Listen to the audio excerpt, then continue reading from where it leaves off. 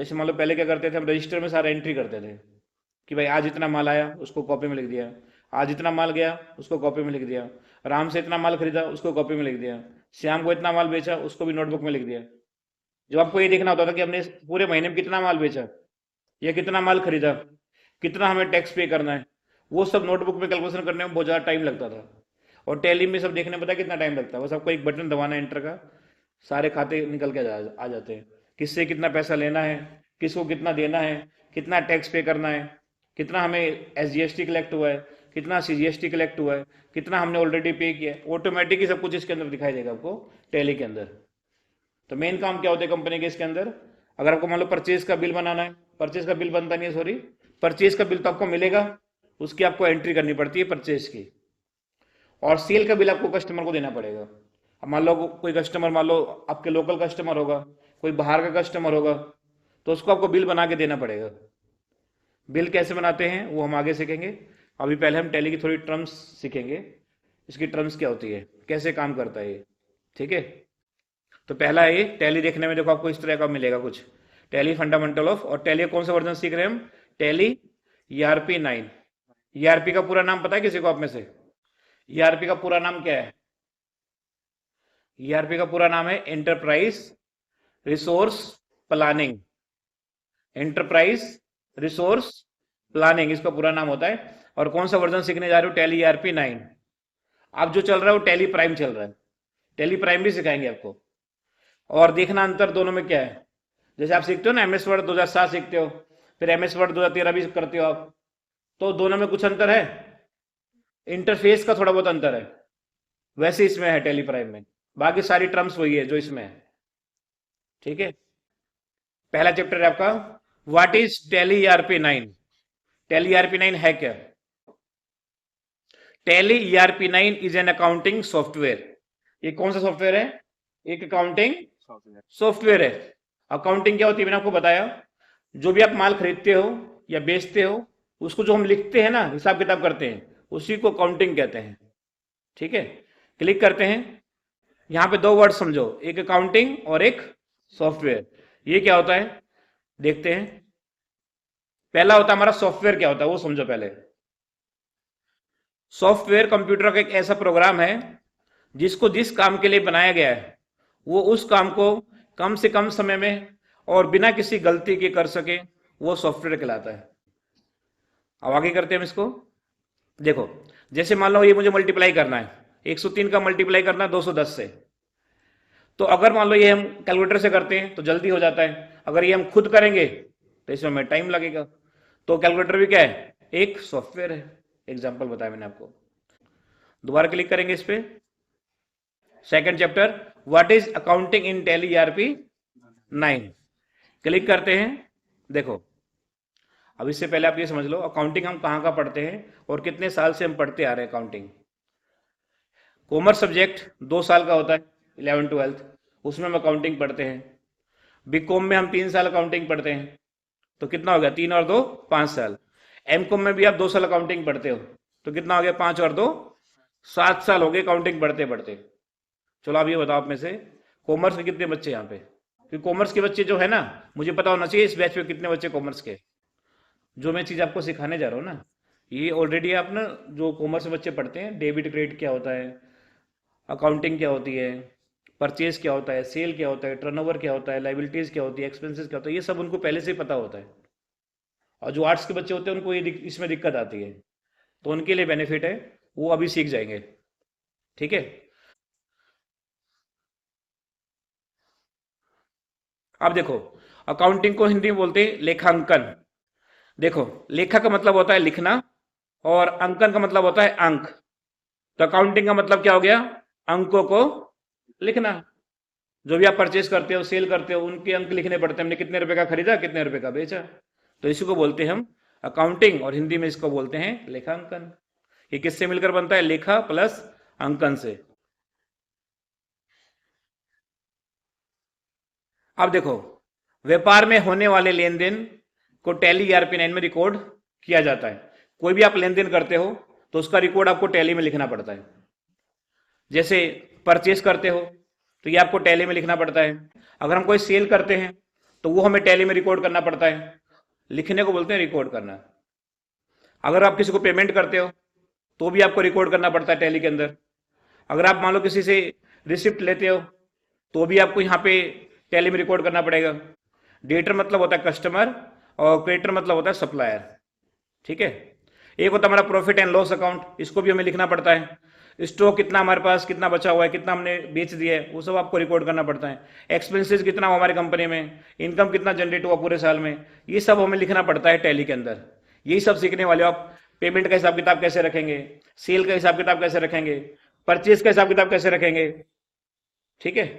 तो टैली के अंदर आपको ये 10 चीजें सीखनी पड़ेगी। तो क्लिक करते हैं हम आगे। आप देखो chapter number 3, qualification required of tally ERP 9। अब कौन कौन टैली सीख सकता है वो देखो। पहले आर्ट्स बैकग्राउंड वाले टैली सीख सकते हैं, मतलब क्वेश्चन हमने एक रिपोर्ट तैयार किया है कि बच्चों के मन में होता है ना कि टैली कौन कौन सीख सकता है। अगर मान लो जैसे वो 9th क्लास का बच्चा बैठा है तो क्या वो टैली सीख सकता है, क्योंकि उस कॉमर्स बैकग्राउंड नहीं है उसका। किसी का आर्ट्स बैकग्राउंड होता है तो उसको लगता है क्या मैं टैली सीख सकता हूँ, क्योंकि उसमें सारी टर्म्स किसकी होती है, अकाउंटिंग की। और जो बच्चे कॉमर्स से पढ़ के आते हैं उनको ऑलरेडी सब कुछ ये पता होता है।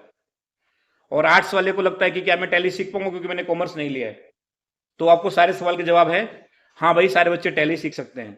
चाहे वो आर्ट्स बैकग्राउंड का हो वो भी टैली सीख सकता है, मेरा कॉमर्स बैकग्राउंड नहीं है वो भी टैली सीख सकता है। कंप्यूटर ऑपरेटर हूं, क्या मैं टैली सीख सकता हूं, हाँ भाई सीख सकता हूं। अभी अगला है 10th एंड 12th पास हूं, क्या मैं अकाउंटेंट बन सकता हूं। सभी का जवाब है हाँ भाई, आप अकाउंटेंट बन सकते हो, टैली आराम से सीख सकते हो, कोई भी आपको दिक्कत नहीं आएगी इसमें। और टैली सीखना किसके लिए आसान है, जिसका कॉमर्स बैकग्राउंड है उसके लिए टैली सीखना थोड़ा इजी हो जाता है। जिसको कंप्यूटर की नॉलेज है उसके लिए भी टैली सीखना थोड़ा आसान हो जाता है। या जिसकी टाइपिंग स्पीड बढ़ गया है उसके लिए भी टैली सीखना आसान है। और टैली के अंदर एक और चीज होती है, मिस स्पेलिंग नहीं करनी होती है। अगर आप कुछ भी काम करते हो, अकाउंटेंट हो आप, तो अगर मान लो कोई आप में से मिस स्पेलिंग करता है बार बार, तो टैली के अंदर क्या होता है, आपको मिस स्पेलिंग कम करनी पड़ेगी। मिस स्पेलिंग करोगे तो एक अकाउंटेंट मान लो गलत लिखेगा तो वो सही नहीं होगा। तो मिस स्पेलिंग कम करोगे तो आपको लिए अकाउंटेंट बनना थोड़ा आसान हो जाएगा। अगर मिस स्पेलिंग करते रहोगे तो आपको जॉब पे कौन रखेगा, कोई भी नहीं रखेगा। अब है chapter number 4, how to download and install Tally. Tally कैसे हम डाउनलोड करेंगे और कैसे इंस्टॉल करेंगे, ये चैप्टर नंबर 4 है। तो कैसे डाउनलोड करेंगे इसको हम थोड़ा बाद में देखेंगे, उससे पहले हम कुछ और देखते हैं। चैप्टर नंबर 5, चैप्टर नंबर 5 में क्या है, how to get start learning with Tally ERP 9। तो सबसे पहले क्या है, आपको टैली पहले डाउनलोड करना है, और टैली डाउनलोड करने के बाद उसको इंस्टॉल करना है। इंस्टॉल करने के बाद सबसे पहला स्टेप होता है, आपको एक कंपनी बनानी पड़ती है टैली के अंदर। कंपनी बनाओगे उसके बाद ही सारे काम करोगे। तो यहाँ पे क्लिक करेंगे हम। देखो अब कंपनी बनाने के लिए आपको क्या क्या चीज चाहिए होती है वो देख लो। पहले आपको जो जिस नाम से कंपनी बनानी है वो कंपनी का नाम आपको पता होना चाहिए। कंपनी का एड्रेस क्या है वो आपको पता होना चाहिए। कंपनी का फोन नंबर क्या है, कंपनी का मोबाइल नंबर क्या है, कंपनी का ईमेल आईडी क्या है, कंपनी किस सिटी में है, किस स्टेट में है, कंपनी का पिन कोड क्या है, और फाइनेंशियल ईयर क्या है, और कंपनी का जीएसटी या ये नंबर क्या है। अगर आपको सारी चीज पता है ना तो आप एक कंपनी क्रिएट कर सकते हो। अगर जैसे मान लो किसी कंपनी में आप जाओगे और मान लो कंपनी ना आज ही शुरू हुई है, तो मान लो सब कुछ तो आप ही को करना पड़ेगा। भाई पूछोगे मालिक से आप किस नाम से कंपनी चलाओगे, वो मुझे बता दो, कंपनी का एड्रेस क्या है वो मुझे बता दो। तो सारी डिटेल मुझे भरनी पड़ती है ये। तो मालिक आपको सब चीज ये बता देगा, 9 की 9 चीजें। फिर जाके आप टैली के अंदर कंपनी बना सकते हो। फिर उसके बाद मालिक कोई माल खरीदेगा, माल बेचेगा, किसी से पेमेंट लेगा, किसी को पेमेंट देगा, बैंक में पैसे जमा करेगा, निकालेगा, पता नहीं कितने सारे काम होंगे। वो सारे काम आपको टैली के अंदर फिर रिकॉर्ड करना पड़ेगा उसी कंपनी में जो कंपनी आपने बनाई थी। ठीक है। तो सबसे पहले क्या करना है, हमें टैली को डाउनलोड करना है, फिर उसको इंस्टॉल करना है, फिर उसके टैली को ओपन करने के बाद एक कंपनी बनानी है बस। और कंपनी बनाने के लिए आपको ये 9 चीजें की जरूरत पड़ेगी। क्या क्या है एक बार दोबारा बता रहा हूँ। कंपनी का नाम पता होना चाहिए आपको बस, और कंपनी का एड्रेस, कंपनी का फोन नंबर या मोबाइल नंबर, कंपनी का ईमेल आईडी, कंपनी किस सिटी में है किस स्टेट में है, और कंपनी का पिन कोड, फाइनेंशियल ईयर, और कंपनी का जीएसटी है, ये नंबर, ये सारी चीज आपको पता होनी चाहिए। ठीक है, आप चलते हैं आगे। फिर यहाँ पे लिखा है व्हाट इज फाइनेंशियल ईयर। जैसे आपने सीखा कि पॉइंट नंबर 8 में क्या था, फाइनेंशियल ईयर पता होना चाहिए आपको। तो फाइनेंशियल ईयर होता क्या है, पता है में से किसी को? हाँ, ये चल रहा है, बिल्कुल सही बताया। अभी जो फाइनेंशियल ईयर चल रहा है हमारा, वो 1 अप्रैल 2023 से 31 मार्च 2024। अब 31 मार्च 2024 को क्या होगा, ये फाइनेंशियल ईयर खत्म हो जाएगा। तो अगला फाइनेंशियल ईयर कौन सा शुरू होने वाला है, 1 अप्रैल 2024 से 31 मार्च 2025, ये अगला फाइनेंशियल ईयर है। और पिछला फाइनेंशियल ईयर कौन सा था, 1 अप्रैल 2022 से 31 मार्च 2023। यहाँ पे देखो लिखा है इंग्लिश फाइनेंशियल ईयर जो होता है 1 जनवरी को शुरू होता है और 31 दिसंबर को ही खत्म होता है, जो इंग्लिश नया साल होता है। और एक होता है हमारा हिंदू नववर्ष, ये 1 चैत को स्टार्ट होता है और फागुन में खत्म होता है। उर्दू नया साल 1 मुहर्रम को शुरू होता है और जुल-हिज्जा को खत्म होता है।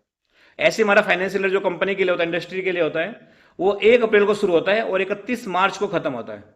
तो ये देखो 4 तरह के फाइनेंशियल ईयर होते हैं हमारे।